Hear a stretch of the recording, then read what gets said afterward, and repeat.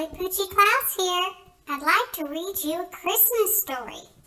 I'm going to read Twas the Night Before Christmas, a visit from St. Nicholas by Clement C. Moore, with pictures by Jesse Wilcox Smith. 'Twas the night before Christmas, when all through the house not a creature was stirring, not even a mouse. The stockings were hung by the chimney with care, in hopes that St. Nicholas soon would be there. The children were nestled all snug in their beds, while visions of sugar plums danced in their heads. And Mama in her kerchief and I in my cap had just settled our brains for a long winter's nap. When out on the lawn there arose such a clatter, I sprang from the bed to see what was the matter. Away to the window I flew like a flash, tore open the shutters and threw up the sash. The moon on the breast of the new fallen snow gave the luster of midday to objects below, when what to my wondering eye should appear but a miniature sleigh and 8 tiny reindeer. With a little old driver so lively and quick, I knew in a minute it must be St. Nick. More rapid than eagles his coursers they came, and he whistled and he shouted and he called them by name. Now Dasher, now Dancer, now Prancer and Vixen, on Comet, on Cupid, on Donder and Blitzen. To the top of the porch, to the top of the wall, now dash away, dash away, dash away all.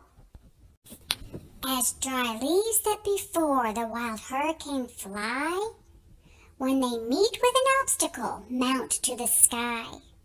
So up to the housetop the coursers they flew, with a sleigh full of toys, and St. Nicholas too. And then, in a twinkling, I heard on the roof the prancing and pawing of each little hoof.